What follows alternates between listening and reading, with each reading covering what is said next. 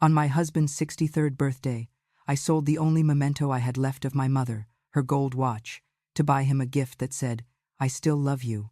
I placed it in his hand in front of the family. He raised his glass, smiled, and plunged the dagger with cold words. "That watch is worthless compared to what I truly desire, for you to disappear, or even better, to die." Laughter shattered like broken glass, and I felt time splinter in my palm. That very night, I made sure his wish came with a price. "I'm glad to have you here. Follow my story to the end, and tell me which city you're watching from. That way, I can see how far my story has traveled. My name is Elizabeth. I'm 60 years old, a retired piano teacher, and a wife for almost 4 decades to Oscar, who turns 63 today. Mother of 2 adult children who learned to fly before I learned to let go.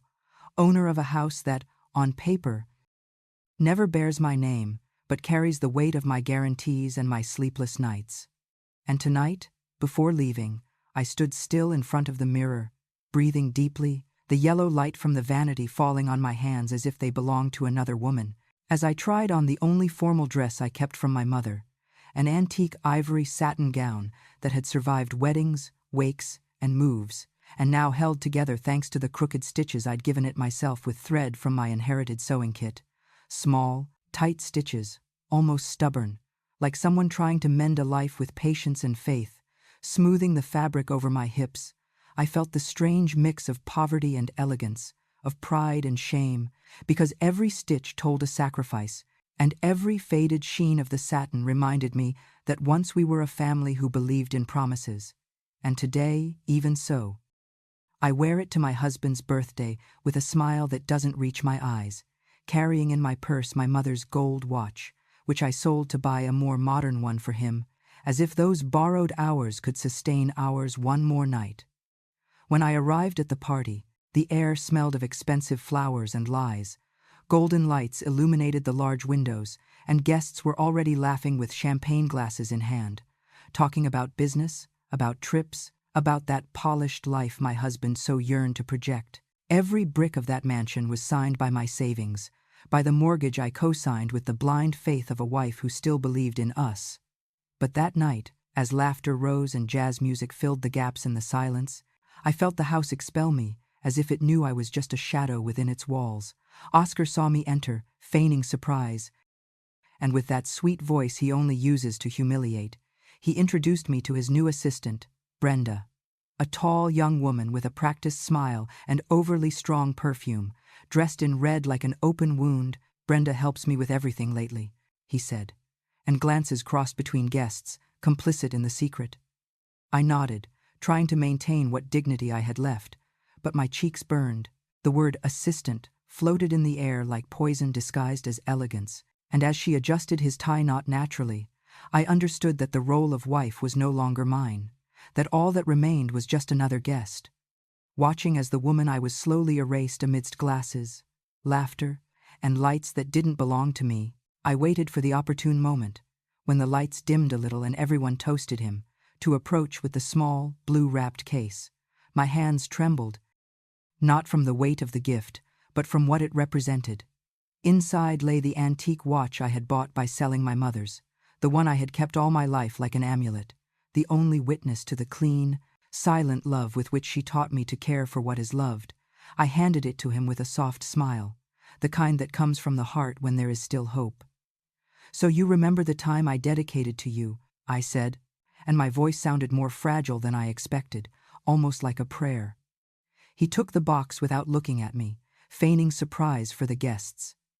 For an instant, I thought I saw something like gratitude in his eyes, but it quickly faded, replaced by a cold smile.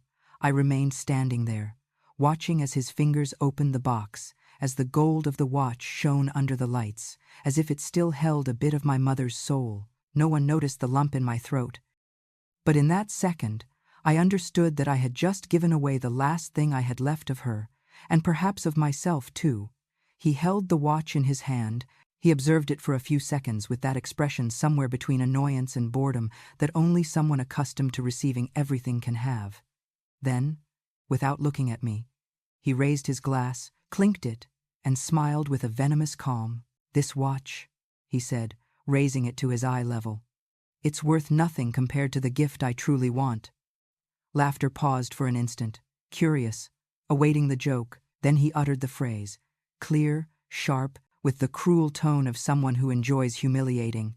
The best gift would be for you to disappear, or even better, to die. I felt the air split in two. There was a thick, almost physical silence. Some guests pretended not to have heard. Others lowered their gaze to their glasses. Brenda laughed nervously, seeking his approval. I remained there, motionless, my heart burning behind a feigned calm.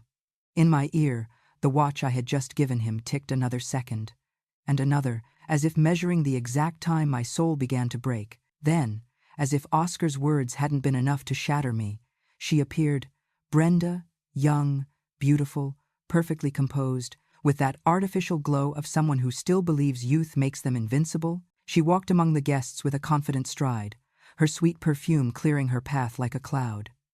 She approached him shamelessly, hugged him from behind, and rested her head on his shoulder, so close that everyone could hear her syrupy voice say, "Honey, don't worry about that burden anymore.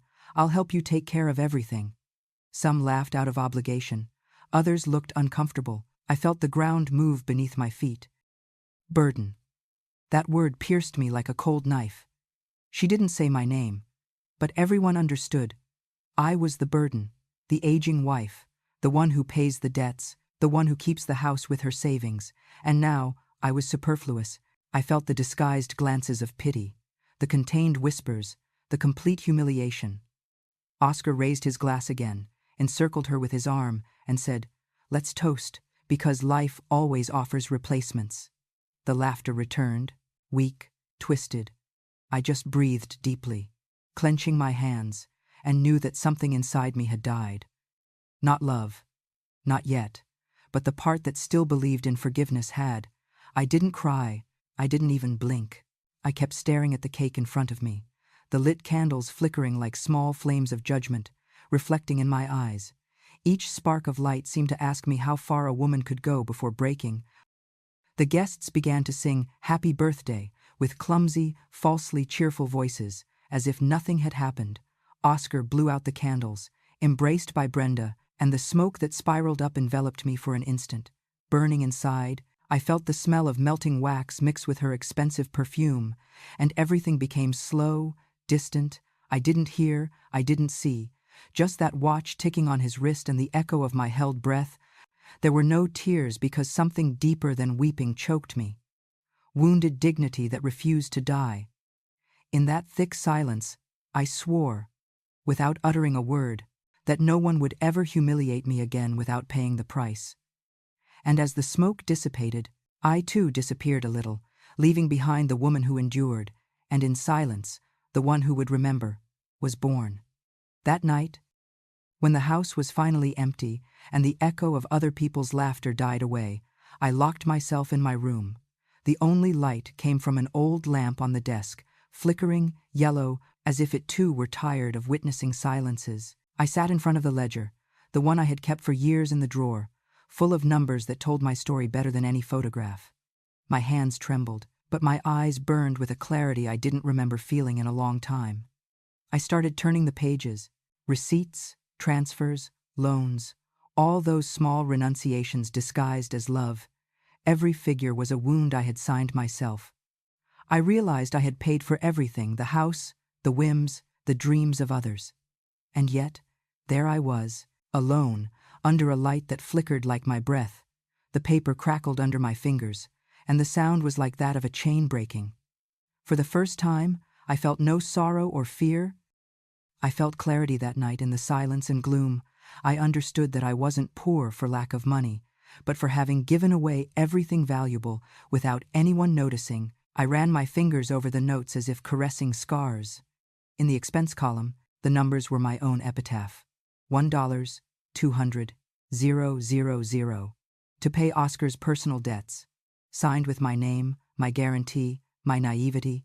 $500, 000 more allocated to Brenda's aesthetic clinic, disguised as a family investment, but in reality, a silent gift to his mistress's ego. $80, $000 to cover my son's university tuition, the same son who that night lowered his gaze while his father humiliated me. All from my account, all with my effort, my piano lessons, my savings, and the watches I no longer had. I wrote it all down with the precision of a pain accountant. Every dollar, an unshed tear, every transfer, a piece of faith torn away. The silence of the room filled with the numbers of their shadows, and for the first time, I understood that love unmeasured ends up costing too much. I kept staring at the last written figure, as if the paper could answer me something. The clock struck 2 a.m., and the silence was so profound I could hear my own heart reproaching me. That's when the truth struck me with painful clarity. I wasn't his wife, nor his partner, nor even his refuge. I was a bank account with a face, an affection machine activated whenever someone needed money or comfort. A woman turned into an ATM of emotions and bills. I closed the ledger forcefully and whispered, barely audible, but with the certainty of a sentence, "I have mistaken love for utility." I felt a knot rise in my throat, not of sadness, but of pure indignation. All my sacrifice had been managed as a service, not as an act of love, and in that instant, I understood. When you are loved for what you give and not for who you are not alive, you are for rent. I picked up the phone with hands still trembling. On the screen appeared the usual names Oscar, Brenda, and below them, my children's. The ones who for months only called when they needed something. I looked at them one by one, feeling the weight of all the years I had answered immediately, regardless of the time or reason. My finger paused for an instant on Oscar's name. I remembered his laughter that night, the tone of contempt, and then I took a deep breath. I tapped block contact. The screen went cold, silent. Then I did the same with Brenda and with each of my children. It was a brief, almost mechanical act, but inside me, a new space opened, small and luminous, like a crack through which air entered. For the first time in a long time, I felt that the silence belonged to me. I left the phone face down on the table, turned off the light, and stayed in the dark, listening to my breathing. It wasn't sadness I felt. It was relief, an unknown calm, as if I had just saved someone, and that someone was me. I got up slowly, my body tired, but my soul awake, and walked to the small altar I still kept since my mother died. On the small table, a white porcelain virgin with outstretched hands seemed to await me, covered in dust and oblivion. Like me, I lit a candle. The flame flickered for an instant before steadying, and the room filled with that warm smell of new wax. A beginning. I knelt, my knees creaked, but I didn't care. I closed my eyes and let the silence envelop me. For the first time in years, I didn't pray for anyone else. I didn't beg for Oscar or my children, only for myself. "If you let me live," I whispered, "I promise I will never beg for love again." The words came out slow, but firm, as if someone else were saying them for me. The candle crackled, and a tear, the only one all night, rolled down my cheek. Not of sadness, but of liberation. I felt the Virgin look at me not with pity, but with complicity, as if she knew that in that instant a woman was being born from her own ashes.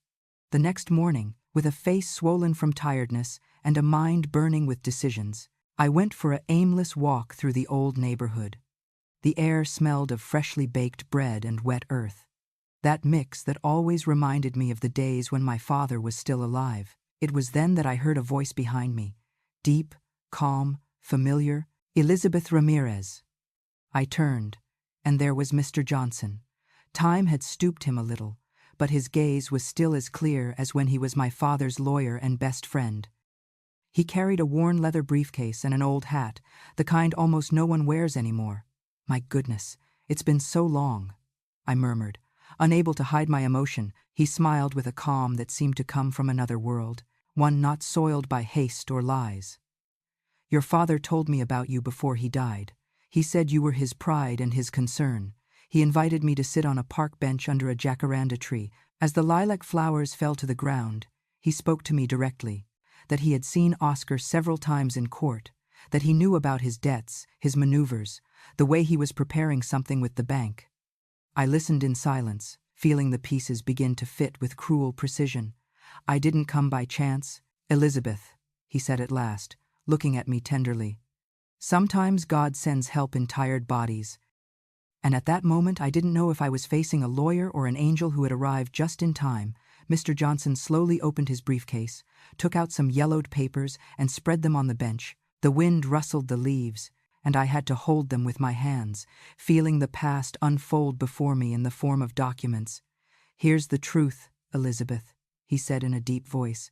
Legally, you are still the primary guarantor of the house's mortgage. Oscar's signature is not valid without yours. I looked at him confused as he continued. Your husband has stopped paying 3 consecutive installments. He's trying to provoke a controlled foreclosure to take possession of the property through a company in someone else's name. But he didn't count on something. You are still directly responsible, and that, paradoxically, gives you power. I felt a shiver run down my spine. For years I had signed papers without reading them, trusting his word, believing that marriage was a safe place. Now I understood that that same trust was the key that could save me. Johnson pointed with his finger to an underlined paragraph. If the guarantor demonstrates risk of fraud or deliberate default, they have the right to claim full title to the mortgaged property. His words drilled into my mind. I had rights. I, the invisible one, the silent one, the humiliated one. For the first time, my name on a piece of paper meant more than debt. It meant power. I looked at him with contained tears, and he nodded slowly, almost with a smile. He plays with tricks. Elizabeth, he said, putting away the papers. But God always leaves a hidden clause for the righteous. That night, after hours of going over every word, Mr. Johnson said, I understood that silence could also be a weapon. I set the stage with precision. A call that sounded like defeat. A tired voice, a farewell disguised as surrender. I picked up the phone and dialed Oscar's number. He answered quickly, with that arrogant tone of someone who believes they have won. What now, Elizabeth? Are you coming to beg for forgiveness? I took a deep breath, letting my voice tremble just enough. No, Oscar, I just wanted to tell you that you're right. I'm tired.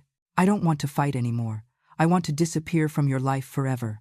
There was a brief, almost incredulous silence. Then I heard his laughter, the kind he always used to make me feel small. Finally, you say something sensible. Maybe you're still good for something.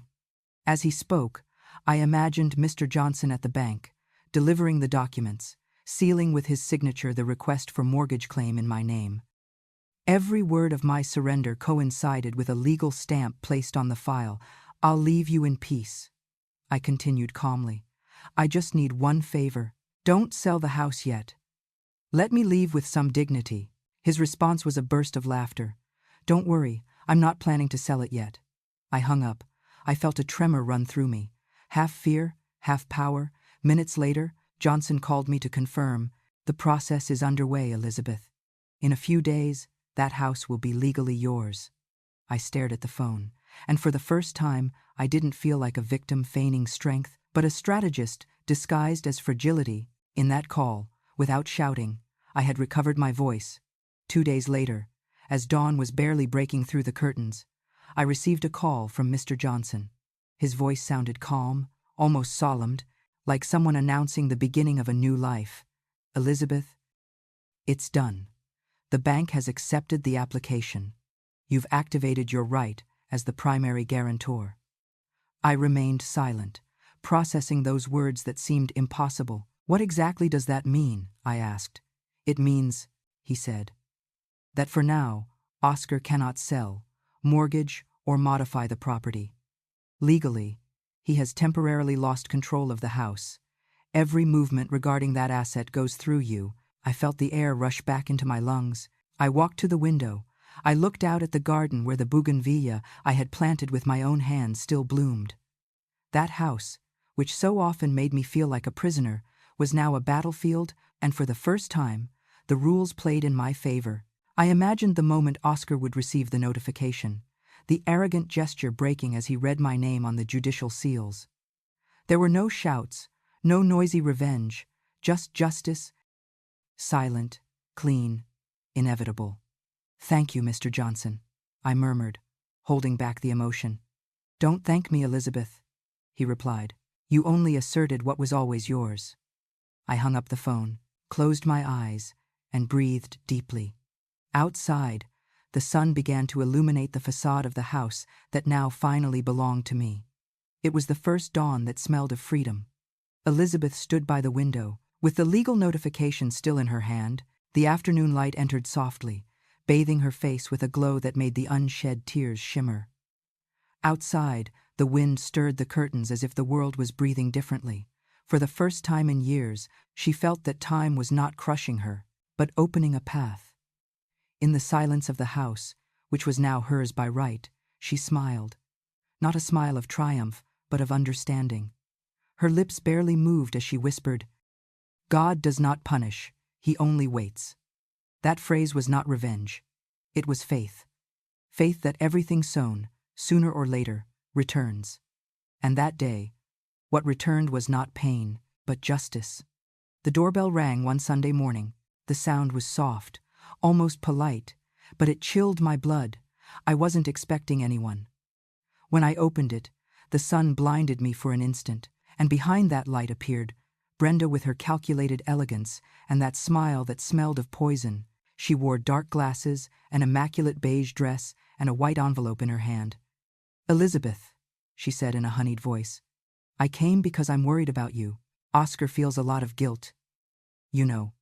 I feigned surprise, though inside my breath grew heavy. "Guilt," I repeated, letting out a dry laugh. She extended the envelope to me.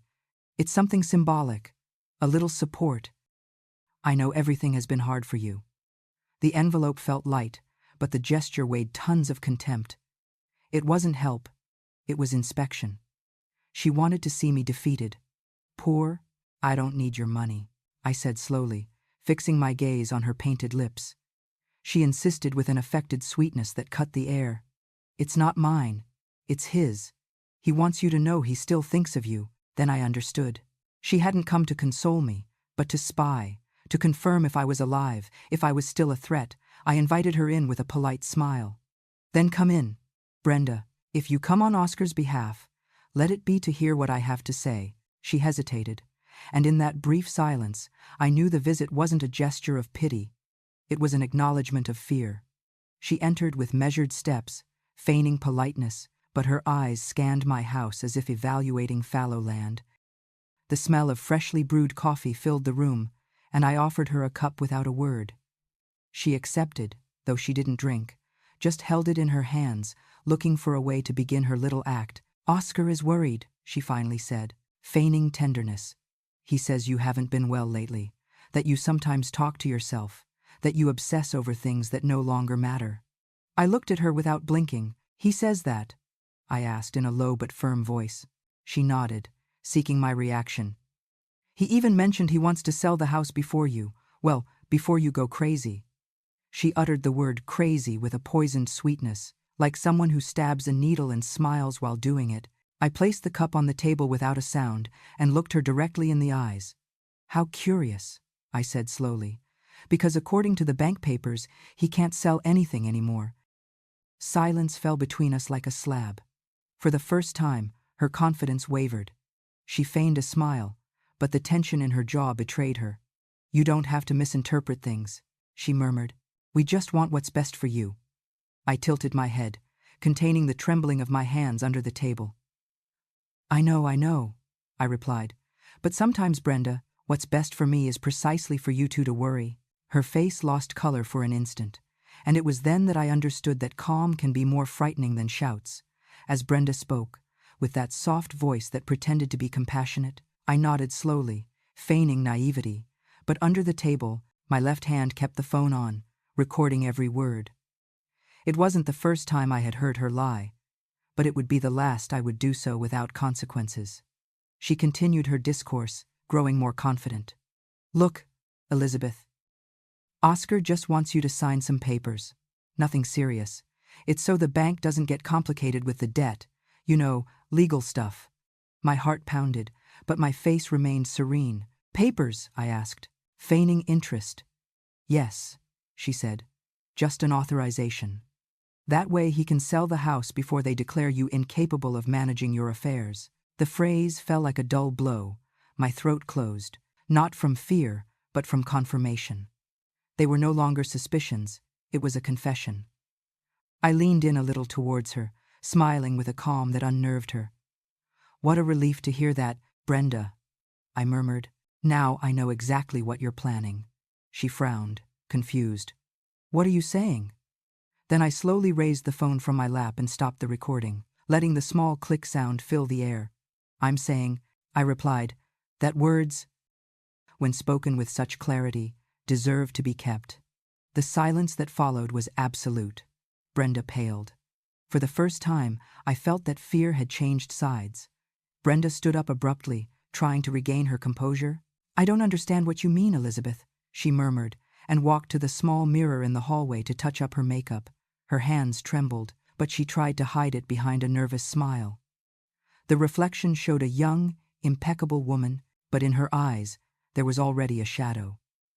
I stood behind her in silence, watching her from a distance.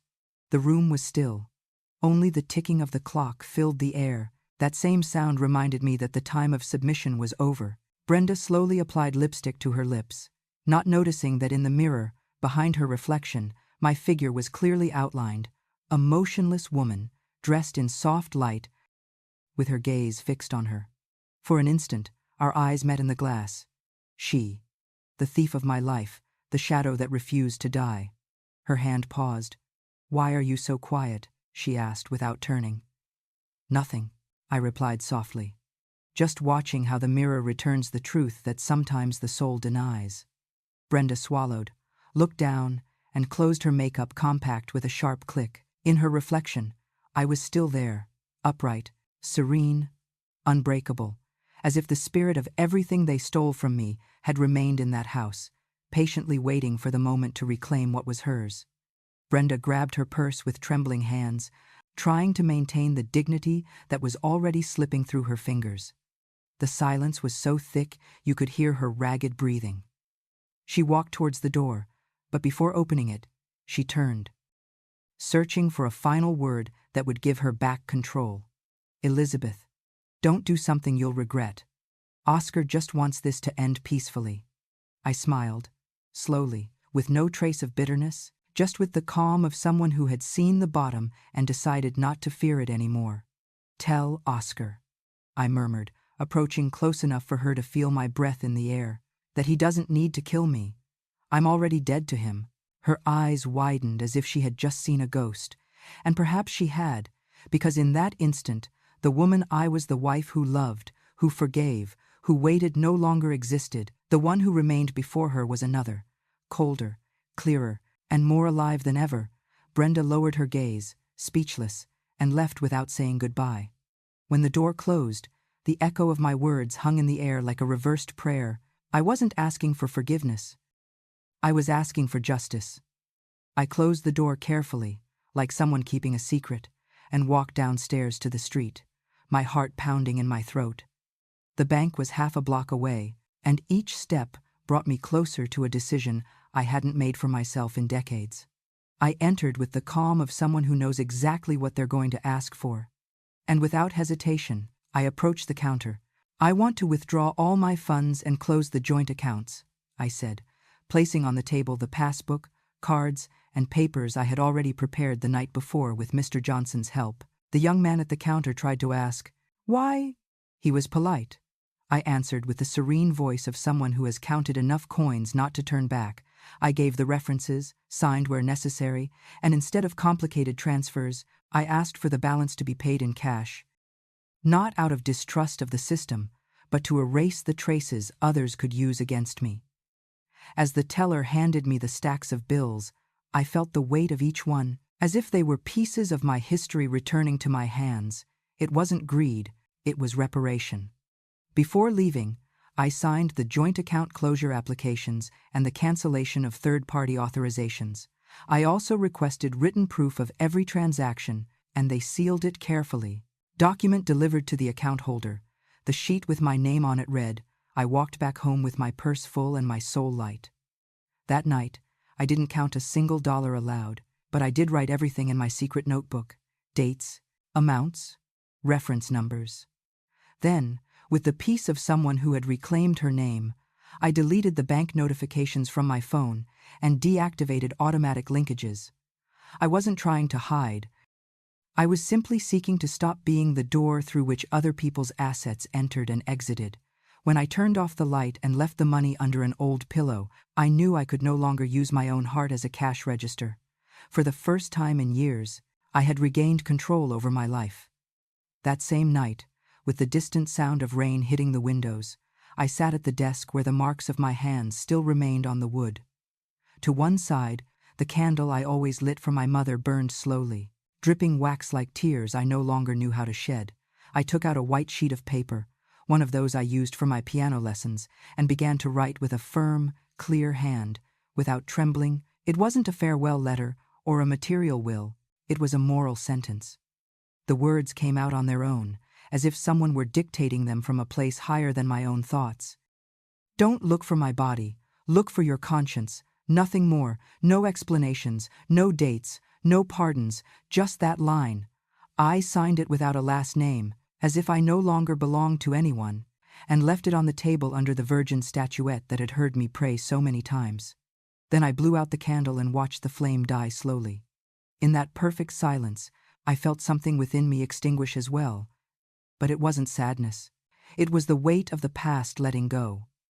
That note didn't speak of death, but of rebirth, because I understood that for some, disappearing is not fleeing. It is starting anew. The next morning, the entire neighborhood woke up to whispers. The building's doorman found my front door ajar, the lights off, the envelope of money gone, and the note on the table. In less than an hour, Oscar was already there, shouting my name as if he truly cared. Elizabeth, answer me. The echo of his voice resonated through the empty walls.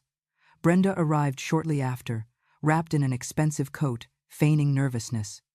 When she saw the note, she read it aloud, trembling more from fear than from sorrow. Don't look for my body, look for your conscience.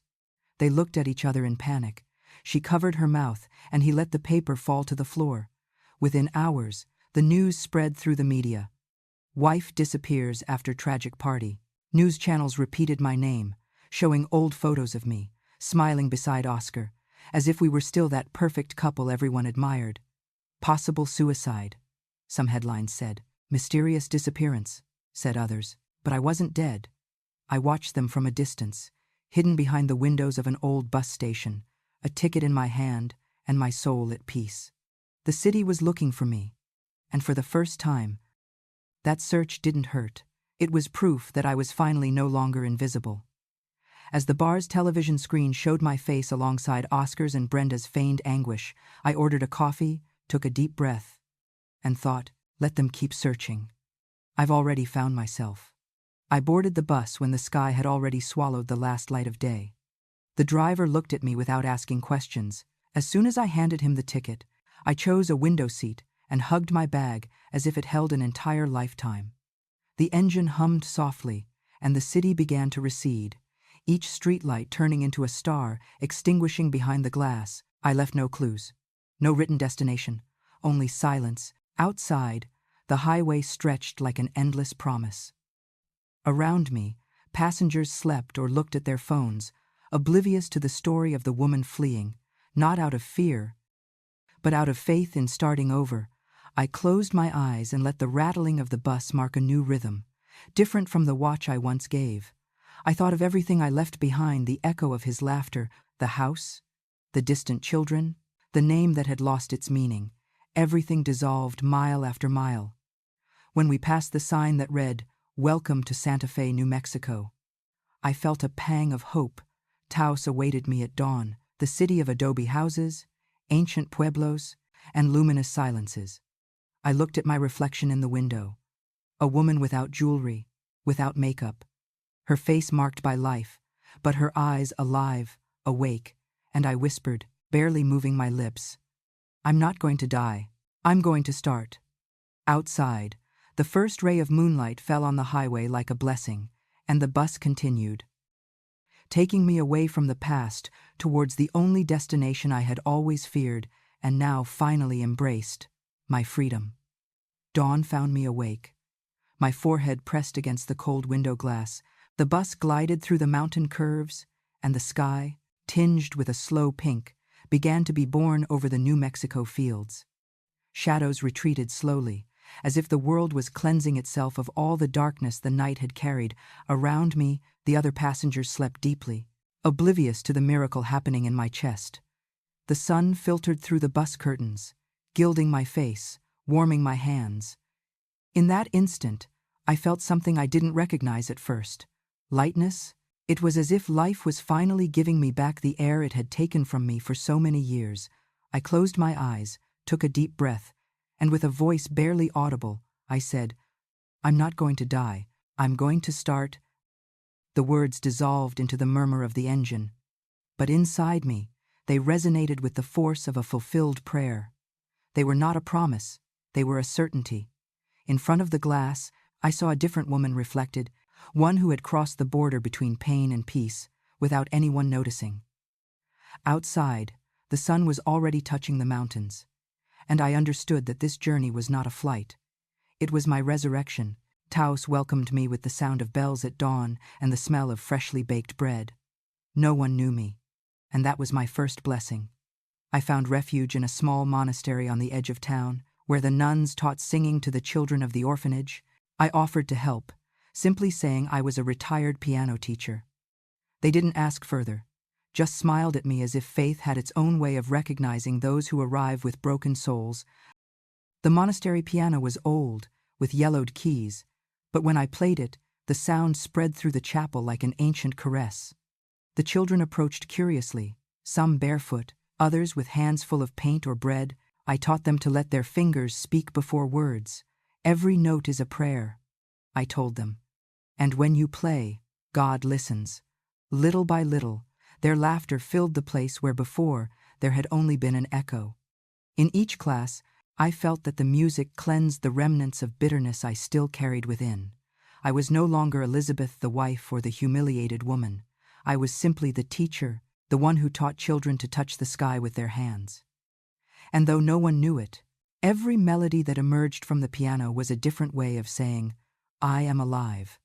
One afternoon, while tuning the old monastery piano, I heard a sweet voice singing an ancient melody in the hallway. It was a warm voice, one that seemed to embrace the air. When I looked up, I saw an older woman in an immaculate habit and a serene gaze that shone like a lamp lit from within. "Are you the new piano teacher?" she asked, smiling with curiosity. I nodded, a little nervous. "Yes, sister. I'm Elizabeth." "Sister Mary," she replied, offering me her hand. Before taking my vows, I was also a literature teacher, and I still believe that teaching is the purest form of prayer. From that day on, Sister Mary became my silent companion, my confidante, and unknowingly, my guardian angel. She always appeared with a cup of tea and a just phrase, as if she could read my thoughts before I understood them. One afternoon she told me, as we watched the children play in the courtyard, "God doesn't always heal with miracles, Elizabeth. Sometimes he does it with people." Her words pierced me because in her eyes I saw not compassion, but recognition, as if she knew that I came from a shipwreck, but also that I had chosen to swim instead of sink. From then on, whenever my past tried to reach me, it was enough to hear her firm, gentle voice telling me, "Let the pain tire itself out. Don't run, Elizabeth. Just wait. God always arrives," though sometimes disguised as an old teacher. That night, the chapel was lit only by the trembling of candles. The air smelled of incense and freshly cut flowers. It was the vigil of the Virgin's feast day, and the children had decorated the altar with white roses. Sister Mary and I knelt before the image of the Virgin in silence, each with our thoughts, each holding a candle in our hands. The hot wax dripped on my fingers, but I didn't let go of the candle. That small pain reminded me that I could still feel. Sister Mary broke the silence with a soft voice, almost a sigh. "God hid you to heal you, not to punish you." I looked at her, surprised, and she smiled without looking away from the altar. "Sometimes, Elizabeth, God's love isn't shown in those who stay, but in the opportunity to start without witnesses." I felt tears well up, but this time they weren't of sadness. They were of relief. The candle flame trembled between us like a shared secret, and I understood that perhaps my disappearance hadn't been an end, but a cure. Outside, the bells began to ring, and the echo filled the chapel like an answer. At that moment, I knew I wasn't lost. I was safe. That same night after Mass, I returned to my small room in the monastery. The window overlooked the garden, where bougainvillea swayed under the moon, and the distant sound of the organ still floated in the air like a sacred echo. On the table, I found a notebook one of the sisters had left for me, with a worn leather cover and blank pages awaiting a story. I sat down, lit a candle, and opened the first page. I hesitated for a few seconds before writing, but then the words began to flow on their own, as if they had been waiting for me for years. On the first line, I wrote the title, The Invisible Woman. I smiled seeing it written, because that's how I had felt my whole life. Invisible in my own home, in my own love, in my own decisions. But now, for the first time, that invisibility didn't hurt. It was freedom. I began to write what I had kept silent for so long. The small gestures, the long silences, the deceptions disguised as tenderness.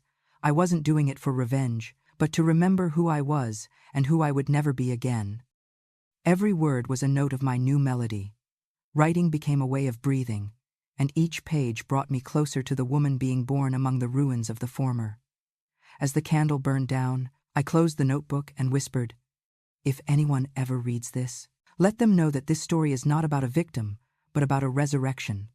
One dawn, when the air still smelled of damp earth and promise, I sat at the desk in the monastery library, where the nuns let me write after classes. I spread 18 blank sheets in front of me and took a deep breath before beginning. It wasn't a love letter or a letter of forgiveness, it was an accounting. With the precision of a divine accountant, I began to write every figure, every dollar, every cent that Oscar and Brenda had lost because of my death. $1, $200, 0 inches, personal debts that now fell on him, $500, 000 for the aesthetic clinic that no longer received funds, $300, 0 inches overdue property taxes on the foreclosed property, and over $2 million in assets frozen by the bank's investigation. I also noted the small details, the luxury car confiscated, the canceled cards, the blocked credit, everything. Each line was an exact mirror of what was once taken from me. But I didn't do it with resentment, I did it with a serenity that came from the truth. On the last page, I wrote in a firm hand, "You don't owe me money, you owed me respect, and that, even if you try to pay it, is no longer worth anything." I folded the 18 pages, put them in a large envelope, and sealed the flap with hot wax, as if sealing a sacred chapter.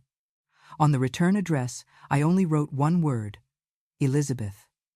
The next day, I asked the town postman to send them to the address of my old house in New York City.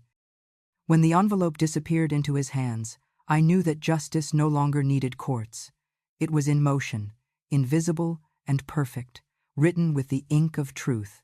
On the last page of the letter, after detailing every figure, every closed account, every loss that now weighed on his shoulders as an exact mirror of his greed, I left a blank space before writing the final sentence. I didn't want to shout, curse, or explain. I wanted my words to be as cold and precise as the edge of a truth that needs no defense. I wrote slowly, with the calm of one who no longer bleeds. I didn't take anything from you. I only returned what was yours, your emptiness. I kept looking at it, that short, clean line, like a tombstone without flowers. There was no resentment in it, only a kind of silent justice, because I understood, as I wrote it, that I had never taken anything from him. I only returned to him the weight of his own selfishness, the loneliness he himself had created, the absence he so feared and which would now surround him like an empty house. As the ink dried, I felt a strange peace. It wasn't revenge, it was order. It was as if the universe had finally regained its balance. And my name. A week later, as the monastery bells marked noon, the old office phone rang insistently. No one usually called me there. I looked at it for a few seconds before answering, and when I picked up the receiver, his voice pierced me like an icy wind from the past. "Elizabeth, it's me." The tone was not that of the arrogant man I knew, but of someone on the verge of an abyss. "Please, listen to me. The bank. The bank took the house from us. I don't understand how it happened. Everything is lost. Elizabeth, everything." His voice trembled, almost unrecognizable. In another time, that trembling would have softened me. But now I only felt distance, a calm so immense that not even his desperation could break it. "What do you expect me to do, Oscar?" I asked, with a hint of gentle irony. "I don't know," he stammered. "Maybe you can talk to someone, help me. You always know what to do." I heard the sound of his ragged breathing, the echo of empty furniture behind him, and understood that life was finally returning to him, the same silence he had left me that night. "The house hasn't been yours for a long time," I replied. "You're just realizing it now." There was a long, heavy silence, until his voice completely broke. "Elizabeth, please, without you, I don't know how to go on." I closed my eyes and breathed slowly, letting the memory dissolve. "I had to learn that too," I said before hanging up. Outside, the bells rang again. They were not of farewell. They were of justice. I was on the balcony of my small room in the monastery, with the warm afternoon breeze caressing my face and the distant sound of bells marking the hour of prayer. The phone rang again, insistently, like a ghost that couldn't find rest. I answered it without moving from the balcony, looking towards the golden horizon of Taos. It was Oscar again, his voice broken, almost unrecognizable. "Elizabeth, please, let's talk. I'm desperate. Everything fell apart. I lost the house, the business, my friends. I have no one." His breathing was a lament, a mix of fear and regret. "I don't know what to do, Elizabeth. I need you." I remained silent for a few seconds, letting the echo of those words dissolve among the mountains.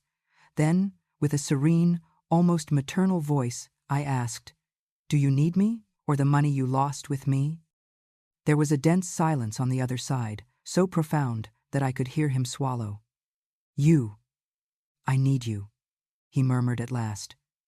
But his voice lacked truth. I smiled with an ancient sadness, the kind that arises when a wound no longer hurts, only teaches.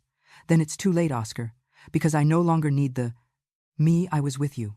I closed my eyes, and the wind lifted a page from my notebook, making it fly towards the open sky. On the other end of the line, only his breathing remained, and an almost childlike murmur, "Forgive me." But forgiveness does not always come with words. Sometimes it comes with silence. And that day, mine was my blessing. The news reached me like a distant echo through a letter from Mr. Johnson, written in his neat handwriting. "They are trying to reverse everything." It said, "Oscar and Ms. Brenda have filed a lawsuit alleging that you are not in full possession of your mental faculties. They want to declare your decisions null. Elizabeth." I read the letter several times, without anger, without surprise, like someone contemplating a storm from a safe place. It was their last attempt, their desperate move, to present me to the world as a crazy, deranged woman, incapable of thinking for myself, a cruel irony, because all my life they had wanted me that way, silent, dependent, invisible. And now that they saw me free, that freedom seemed like an illness to them. I smiled calmly. There was no madness in me, only memory. And memory, when it no longer hurts, becomes power. I called Johnson that same afternoon. "Let them try," I told him. "Let them declare me crazy if they want. Perhaps I am, but of faith, of dignity, of self-love." I heard his laughter on the other end of the line. "Don't worry, Elizabeth. They think they're fighting a weak widow. They don't know they're fighting a reborn woman." Outside, the sky was clouding over, but inside me, everything was clarity. I knew that finally, divine justice and human justice were walking together towards the same door. That same week, I presented myself at the Mexican consulate in Santa Fe, my hair pulled back, wearing a sober dress, the kind that inspires respect without needing words. I asked to speak with the doctor in charge of medical examinations for international procedures, a serious man with a kind face named Dr. Smith. I explained the situation in a calm voice, without dramatization. "They say I've lost my mind, doctor, but the only thing I've lost is the habit of keeping silent." He smiled with a mixture of respect and curiosity and agreed to perform a complete evaluation, cognitive tests, psychological interviews, behavioral analysis. It didn't intimidate me. Every question he asked was an opportunity to demonstrate that sanity can also have scars. When he finished, The doctor looked at me with an expression I will not forget. "Mrs. Elizabeth," he said slowly, "if everyone who suffered what you suffered had your lucidity, this country would need fewer judges and more women like you." Days later, the official report reached Mr. Johnson's hands, an impeccable document sealed by the consulate, stating that my mental state was optimal, lucid, stable, and fully aware of my actions and decisions. Johnson called me, laughing with that serene joy that only justice brings when it presents itself cleanly. "Your sanity now has an official seal, Elizabeth, and your story has witnesses." I smiled, looking at the sky, giving thanks in silence. The irony was perfect. They wanted to declare me crazy, and all they achieved was for the government to certify my clarity. God does not punish, he only waits, I thought. And this time, I knew that the time for truth had come. The day of the trial dawned with a sky so clear it seemed a sign. I woke up early, styled my hair in a high, firm bun without adornments, and put on a white dress I had made with my own hands, simple yet luminous. It was not a luxury garment, it was a statement. As I looked in the mirror, I did not see an abandoned widow, nor a victim. I saw a new woman, fearless, dressed in clarity. When I arrived at the courthouse, everyone turned. The murmur spread like a wave. Oscar looked at me from his seat, pale, his tie askew. Beside him, Brenda hid her gaze behind dark glasses. I walked slowly, with the serenity of someone who has nothing left to lose, and sat next to Mr. Johnson, who greeted me with a slight gesture of pride. The judge, a gray-haired man with a deep voice, called for silence. "The plaintiff accuses Mrs. Elizabeth Ramirez of mental incapacity for property administration," he read. Then Johnson stood up, opened his briefcase, and presented the consulate document with its shining seal. "With all due respect, Your Honor," he said, "this is the official evaluation issued by the Mexican consulate's physician, certifying my client's full lucidity and psychological stability." The judge nodded, slowly glanced through the report, and looked up at me. "Mrs. Ramirez," he said, "you seem more aware of your life than many who were never judged." An almost imperceptible smile played on my lips. Outside, through the windows, the light streamed in powerfully, bathing the room in a white glow. At that moment, I understood that it was not just a hearing, it was my public resurrection. And that white dress was not an outfit, it was my armor. The verdict came after 3 hours of silence and held breaths. The judge struck the gavel once, and his voice echoed in the courtroom with an authority that seemed to come from something higher than human law. "The court declares the lawsuit filed by Mr. Portnes, Oscar Ramirez, and Ms. Brenda Ortega inadmissible. Furthermore, it is determined that both engaged in false statements and manipulation of official documents." The public's murmur was immediate, a mix of surprise and satisfaction. I didn't move. I simply breathed slowly, as if the air entering my lungs was absolution itself. Johnson placed a hand on mine, firm, victorious, as the reading continued. "The full restitution of assets to Mrs. Elizabeth Ramirez is ordered, and Mr. Ramirez is disqualified from future financial management until further notice." At that moment, I looked at Oscar. His once haughty face was now a map of ruins. His jaw was tense, his eyes empty, his skin gray.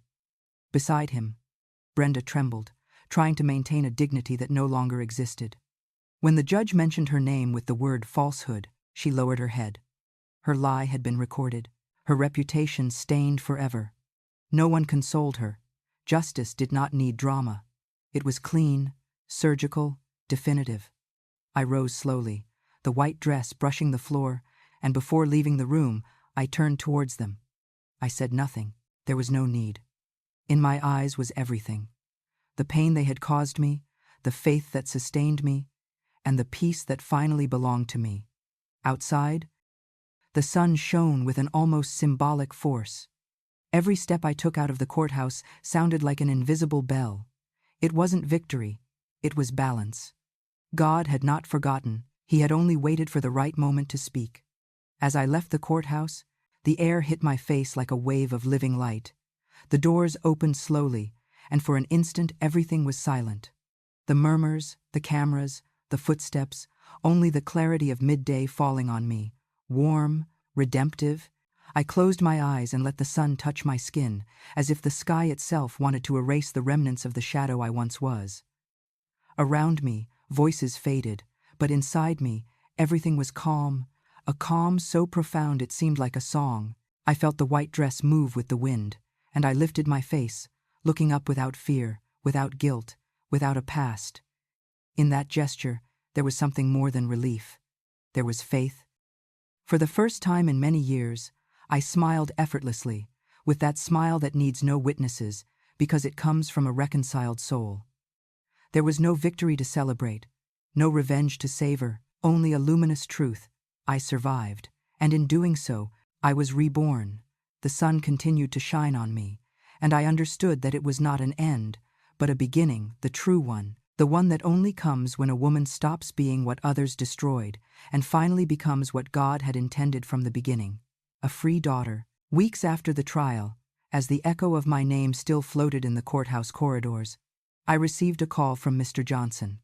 His voice sounded calm, almost cheerful, like a sunrise after a long night. "Elizabeth," he told me, "the bank has completed the liquidation of the property. You are due $2, 100,000. It's exactly what you invested, and a little more. Life has strange ways of balancing accounts." I smiled without responding. Human justice had spoken, but I knew it was divine justice that had pulled the strings. Days later, I traveled discreetly to New York City to sign the documents. No one recognized me. A woman with her hair pulled back, dark glasses, and a serenity that only someone who has lost fear possesses. We deposited the money into a new, clean account, solely in my name. Johnson looked at me with a mixture of respect and tenderness. "What will you do now, Elizabeth?" I paused for a few seconds before answering, "Invest." But this time, in myself, and so I did. With part of the money, I bought a small apartment in Charleston, South Carolina, in an old neighborhood near the sea, where the facades are soft colors and the windows are filled with geraniums. The rest I dedicated to a scholarship fund for low-income girls who wanted to study music. In my mother's name, I no longer wanted houses full of silence, but places where music and hope could survive. When I received the keys to my new home, I held them for an instant under the sunset light. The metal shone warmly in my fingers like a symbol. It wasn't wealth I had recovered. It was my voice, my peace, my story. In Charleston, life regained its rhythm, its own, without external noise or anyone's orders. The apartment was small, but bright, with a window overlooking a square where children played and street musicians filled the afternoons with guitars. There, in that city that knew nothing of my past, I started anew. In time, I rented a small space near the historic district with an antique piano I found in a second-hand store. I put a simple sign on the door: "Free music classes for widows and older women." I wasn't looking to make money. I was looking to return what life, with patience, had returned to me: faith. At first, only 2 timid women arrived, their hands marked by years and their eyes full of weariness. But as they sat at the piano, something changed. I taught them to play, not with technique, but with soul. "Every note is a memory that turns into light," I told them. Soon more women came alone, broken, forgotten by family who found in music a way to speak without being judged. In that place, payment wasn't with money, but with shared silence, with laughter, with tears that turned into chords. I also learned from them that there is no age to resurrect, nor pain so great that beauty cannot transform. One afternoon, one of my students, a seamstress from Georgia, told me with a trembling voice, "You don't teach music, Mrs. Elizabeth, you teach hope." And I knew it was true. The faith that was once ripped from me now bloomed in other hands. What was my revenge had become my miracle. A year later, as autumn painted the streets of Charleston with golden leaves, my notebook, the one where I wrote my longest nights in the monastery, transformed into something I never imagined. A book, Sister Mary, my old soul friend, had convinced me in one of her letters, "Your story wasn't just yours, Elizabeth. It was the story of all of us who learned to keep silent too much." That's how the Invisible Woman was born. At first, I printed it with my own savings, a few copies, without thinking of success. only with the desire to free those words that no longer belonged to me. But something happened. Readers began to pass the book from hand to hand, and soon a small southern publisher reissued it. Sales soared. In a matter of months, The Invisible Woman appeared in bookstores in Atlanta, Miami, Los Angeles, and New York City. Headlines read, "A story of faith, betrayal, and rebirth that is moving the entire English-speaking world." I read those words with a mixture of astonishment and gratitude. It wasn't vanity I felt, but reparation. In every interview I was asked for, and which I almost always refused, I repeated the same thing. I didn't write to tell my life story. I wrote to remind other women that they still have time to start theirs. I received letters from widows, from mothers, from elderly women who said they had found solace in my lines. One of them wrote, "Thank you, Elizabeth, for giving a name to our invisibility." And I understood then that I was no longer the woman who fled New York City one night on a bus. I was a voice, a testimony, a seed. My story, born of pain, had become a lamp for others. And with every copy sold, I felt a part of the world's silence turn into music. The invitation arrived one spring afternoon. A national television network wanted to interview me on their cultural program after the unexpected success of The Invisible Woman. I hesitated, as always, but Sister Mary from Taos wrote me a brief letter. "Speak, Elizabeth. Not for yourself, but for those who still don't dare." So I accepted. The studio was full of lights, cameras, and expectant faces. When the presenter asked me what I had learned after so much pain, I remained silent for a few seconds before answering. "Love doesn't kill," I said firmly. "What kills is silence." The phrase hung in the air, and for an instant, no one moved. Then came the applause. Not of euphoria, but of understanding. That night, leaving the set, I felt no pride or triumph. I felt peace. I had finally told the whole truth. Days later, I went to the ocean. I had always dreamed of seeing it, not as a limit, but as a beginning. I walked barefoot on the wet sand as the wind ruffled my hair and the sunset sun dyed the sky gold.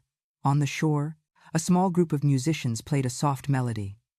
I approached, smiled, and asked for permission to play a piece. The piano was old, out of tune, but when my fingers touched the keys, the world stopped. I played Ave Maria.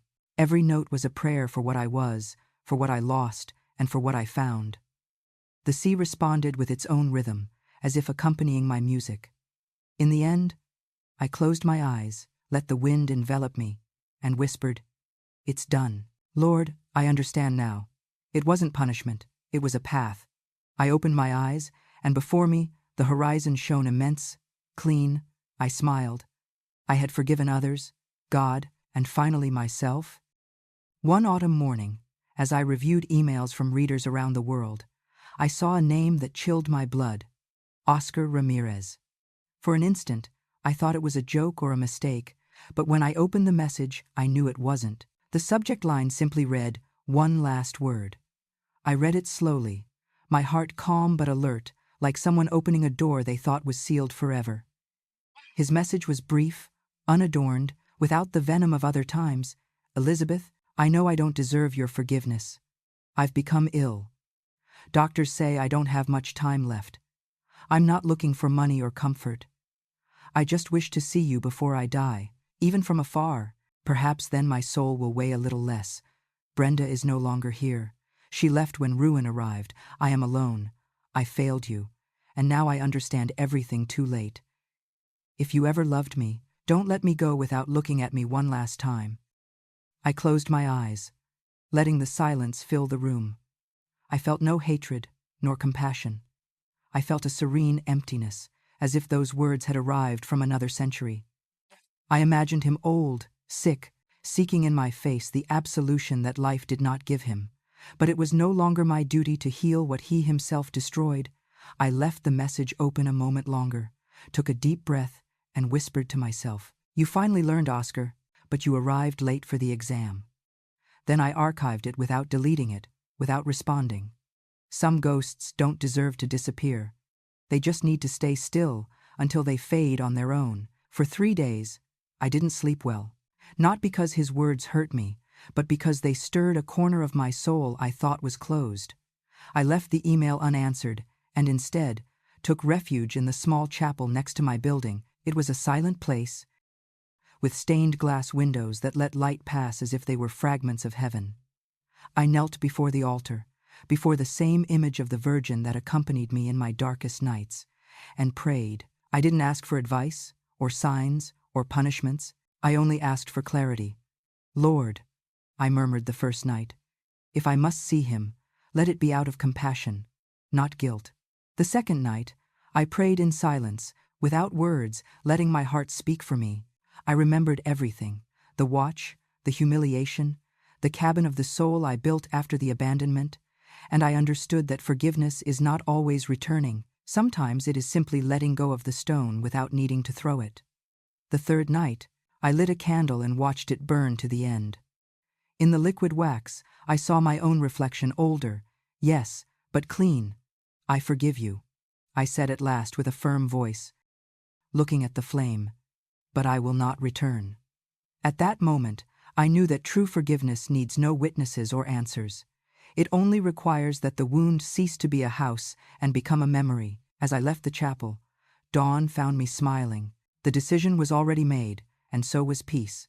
At dawn on the fourth day, when the sky was still tinged with that faint blue that heralds calm, I sat at my desk, lit a candle, and took out a blank sheet of paper. I didn't want to write with resentment or nostalgia, only with truth.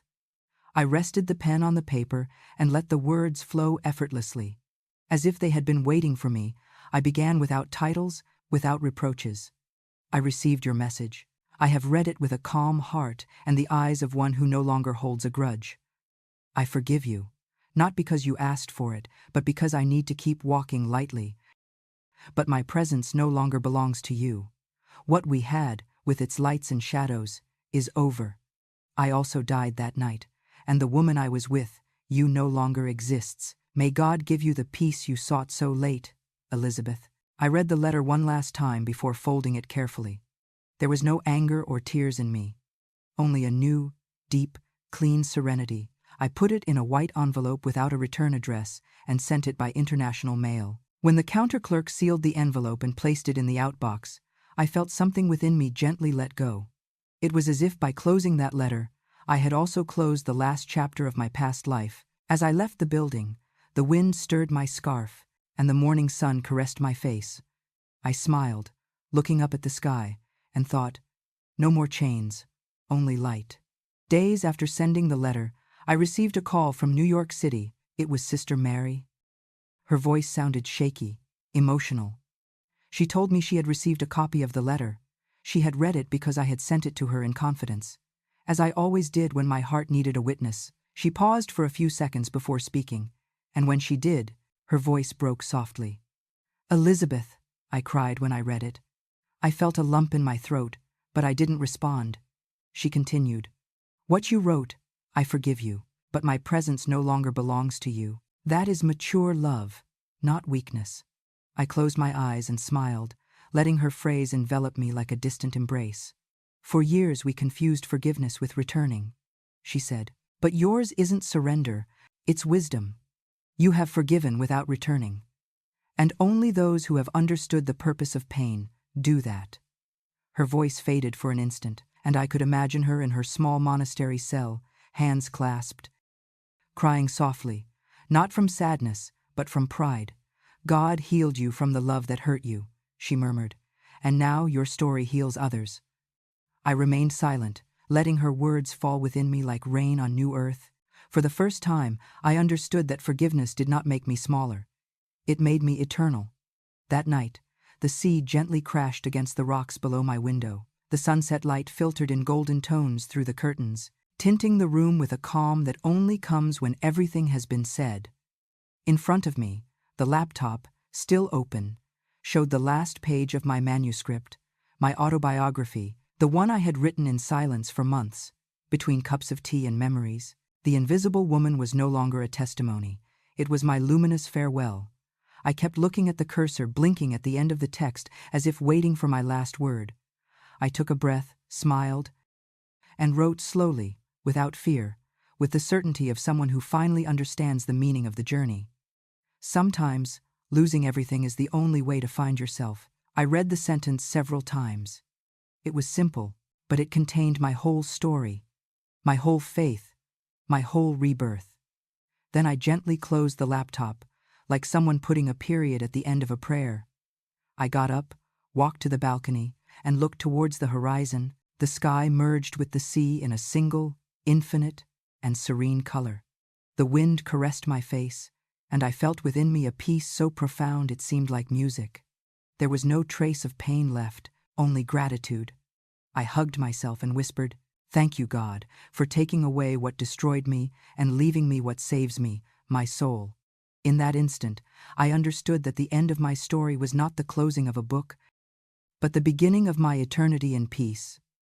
If this story touched your heart, if at any moment you felt the echo of Elizabeth's pain, strength, or hope, leave me a comment and tell me what part made you reflect the most. Your voice can also inspire other women who are still seeking their rebirth. Don't forget to like, share this video so it reaches more hearts, and subscribe to the channel so you don't miss the next stories where love, faith, and justice always find their way. Because sometimes listening to a story can be the first step to writing your own.